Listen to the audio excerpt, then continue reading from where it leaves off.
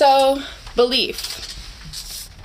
This is so important to our lives. Where you put your belief, what your belief is doing for your life. So we're going to go into some techniques of belief and then yada yada onward. And I'm going to actually include in this video, and hopefully I'll remember to do so in future videos, links to different other videos on YouTube that I have found very important, very inspiring, very relevant to the topics that I'm speaking on: alchemy, belief, magic, those things. And so you guys can partake in what my findings and what I'm grabbing my information from. And they are spelling it out a lot better than I am, so you're welcome. So the techniques of belief: frequency, meaning the extent of your desire, the vibration of it. If we think about low vibes versus high vibes, and you were looking at them objectively, you would say, I would prefer a high vibration because it's more powerful. Whereas a low vibration, you are less powerful in ways because you're susceptible to certain attacks, and also high vibrations create shields, etc. And then, so when it comes to belief, you want to have a strong vibration, and vibration comes from what we call the desire or your willpower. You got to have a strong will when it comes to belief. So it's not enough to just exercise a belief that you are going to own this house one day, but you must vibrate and have the will enough, the desire enough, that it creates a vibration that will affect how you act, how you think about the house, what you do, what your course of actions and your goals are. Mantras. This is something that I haven't really brought up, but I've been, scanning other videos, and I forgot, one huge element is, and there's a kind of modern term that people use for this sort of thing, which is transcendental meditation. And if you want to know what that is, go look it up.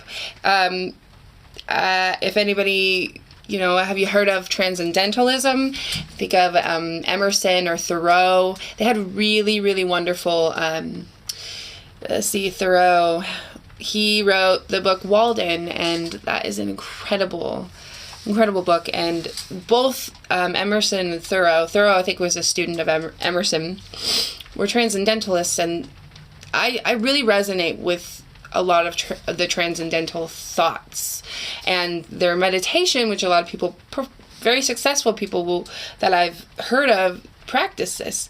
They will practice this. So go look that up.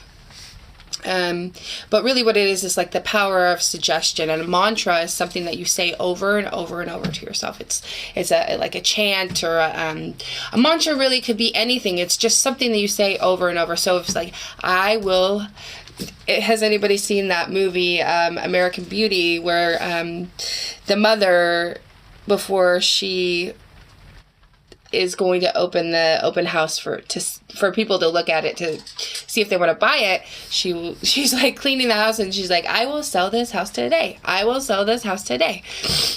What she was doing was a positive affirming mantra. And so if, say, I want this house is going to be mine. This house will be mine. And while I'm vibrating, while I'm meditating, while I'm in my meditation, this house will be mine. This house will be mine. I mean, it sounds like little voodoo cuckoo, but honestly, that's a really huge part of the practice of magic. Look up any kind of Wicca or any kind of secret society or group. They have mantras and things that they chant and say. So many religions. I mean, we do it even as people. We just are not consciously aware of it. Once you become consciously aware of the mantras that you wish to say, once you become consciously aware of the beliefs that you now hold, once you've developed your set of values, that is when power and the frequency and vibration comes in really strong. The power of suggestion is a really good example of this. And it can come from outside yourself, which is a good way to describe it, as I have in other videos. When somebody suggests, say, somebody tells you, you look very beautiful today, you automatically feel a huge sense of empowerment, and you feel beautiful, and you go through your day vibrating on the level of beautiful. Why? Because the power of suggestion created within you a belief about yourself. Now, we can do this for ourselves. If you just imagine how, when you feel, honestly, I feel that most people are most satisfied and happy when somebody else is telling them something good about themselves, and it's very motivating. And I'll go down a little later and touch back on this, but I really feel it's necessary, like, for when you watch a movie, or you have a hero from old mythological times or whatever, you identify with people based on your admiration of them, and oftentimes will try and vibrate like your muses or your inspirations or your heroes. And so that itself can be a suggestion that holds power, that is outside of yourself, that you can rely on, go back to. Having a hero is a really good thing. Having something to look up to, somebody, a person, or somebody, or a myth of a person that helps hold you in the vibration of where you want to be, because you identify up there. So the power of suggestion is huge. And in fact, it is on the flip side of the negative and selfish and controlling and tyrannical side. It's hugely used. The power of suggestion is used everywhere. Media, commercials. Commercials are constantly giving you suggestions on what to eat, what to buy, how to look, how to act, and then going into real extremes of war and such, propaganda, brainwashing, and, those loud speakerphones that are constantly in, some of those 1984 and novels and sci-fi kind of things like that, where they have people, the speakerphone going 24/7 telling people what to do, or, putting the thoughts in their head. It's a very powerful technique. Big billboards are mantras and powers of suggestion that subconsciously sabotage your own beliefs and wants by the power of suggestion. And really, this is all going to go back into the fact that this needs to be developed in your subconscious. Your subconscious is not enough to think that you could just consciously do this, because your subconscious never sleeps. It doesn't eat. It doesn't need anything, and yet it runs the show on you. So people will say be mindful. This is all mind and mental stuff. This is all thought and mental stuff. The universe is mental. All is mind. And so being much more in control of your subconscious will greatly affect your conscious of waking life. So again, another technique, it's not just a technique, it's part of it, is the imagination, the images that you create in the nation of your mind. And then, using the inspiration from different heroes, say Robin Hood, and you're just so inspired by Robin Hood, and you become this, now, I'm not suggesting this, but let's say you become a high profile, like, white collar thief who takes money from unworthy places where it's already stolen, because in Robin Hood, he's just stealing from the king, who's already unjustly stealing basically from peasants.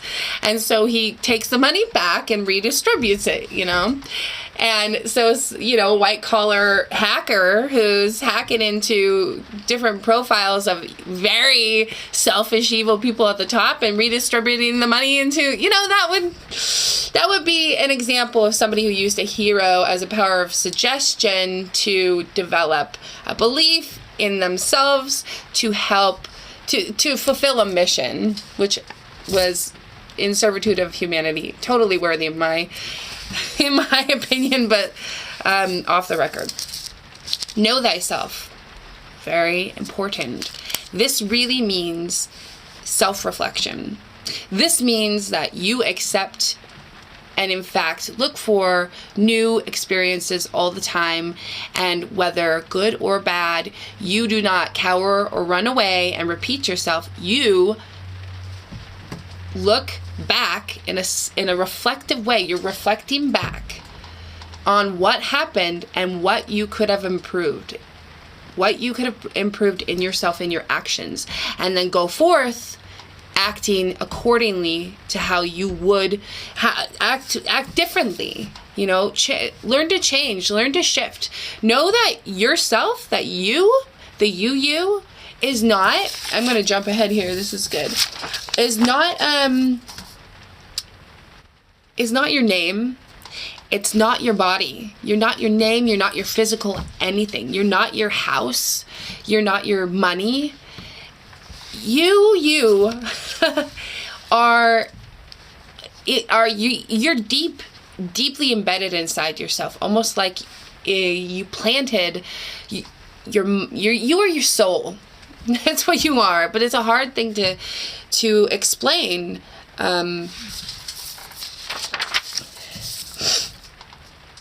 The answer that you're looking for is never going to be outside of yourself. If you look for things outside of yourself, for an end result, for material gain, for anything, for love outside of yourself, if you do not love yourself and you look for love outside of yourself, your soul, the higher being that is, will know that you are off track, and you subconsciously will know that you are off track, and you will sabotage yourself in subconscious ways to be betrayed, because your higher self will be teaching your lower human egoist self that looking for love outside of yourself is not the answer.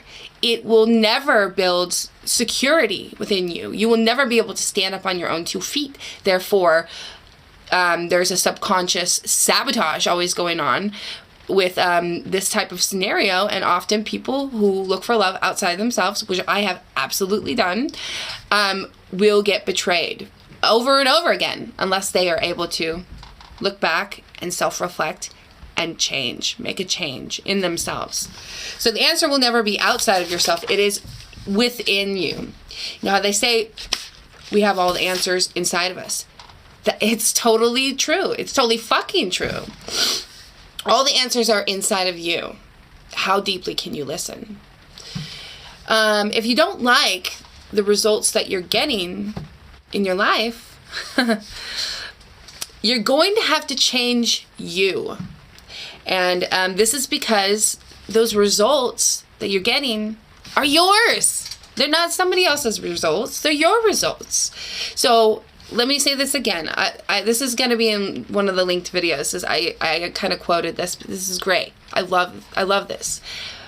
If you don't like the results that you're getting in your life, you're going to have to change you, because those results that you're getting are yours. They're your results. People like to blame everybody but themselves. And yet it's so exemplified within a person who does this, that nothing changes in their life, that they repeat the same, they keep getting together with the same asshole, same type of asshole. They keep having the same work problems. They keep having the same money problems, but they will blame their extraneous circumstances on their problems. And yet the powerful thing to do is to realize that no matter how your circumstances change around you, you could be homeless. And still be very successful and powerful and move on by the way that you deal with that situation. And in fact, by the way that you learn from a hard situation like that. Okay, so when you take this, that the results that you're getting, if you don't like them, that it's because, you need to shift something in yourself. Well, this requires you to find out who you are. If you don't like how your life is going, remember that it's you that needs to shift. And the shift in yourself can only come effectively if you find out who you really are. So again, you're not your name. My name is blah-de-dee-da. Let's say my name is Sally Smith. Well, I'm not Sally and I'm not Smith. Those are two different things. Those are two names. I'm not Sally and Smith. I'm not even Sally Smith. And I'm not my white skin or my green eyes. And I'm not my, obviously I'm not my red wig, I'm not myself yesterday. Who am I? So I love this because for me, I've been going on a huge journey that I've called a spiritual journey.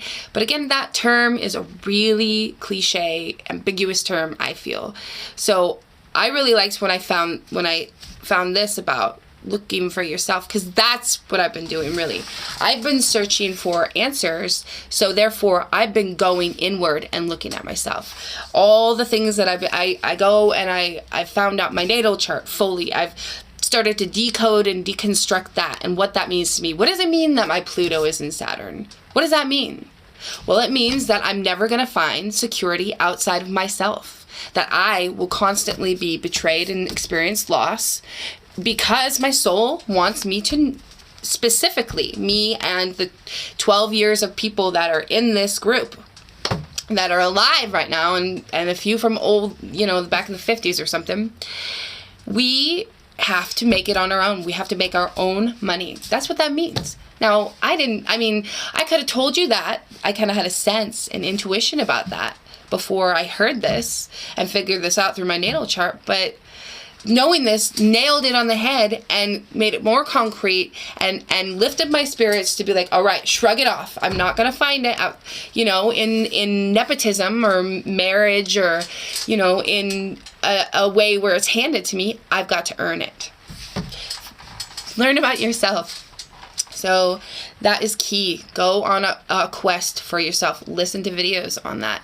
Listen to good ones. Like, there's self-help books and stuff out there that kind of, be careful what you read and what you take stock in. All right. So yeah, we really let things outside of ourselves control us. We let the hurricane that is around us control us. We let, financial loss control us. We let situational home loss control us. We let divorce control us. We let, love control us. We let everything out. We let our children control us. We let our mother and father control us. We let corporations control us. We let our ideals and of what beauty in fashion control us. We don't think for ourselves. This is a new concept. You can think for yourself. You can. It's true. You can wear the funkiest thing, and when people look at you sideways, it's up to you to have your psychic defense and your own confidence in yourself, and not let what they think or what they look like they think about you, their body language and all that, affect you, because people let that stuff get to their fucking heads and they start to retreat and mask and layer masks on to cover their beautiful, genuine self. That's not what you should be doing. You're going to forget who you are, and then you're going to lose all this, your power. So let's see. Okay, so success and progressive realization of a worthy goal. That is what this whole belief thing is. Success is the progressive okay, so success in, say, practicing your beliefs is the progressive realization of a worthy goal. Progressive meaning you have a goal in sight and you are constantly, little by little, baby steps. What about Bob? Baby steps onto the elevator.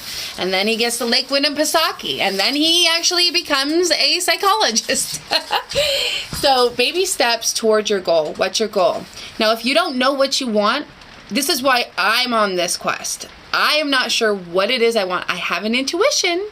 So I know I'm going to find it someday. But I'm looking. If you don't know what you want, you need to go on that journey to figure out who you are.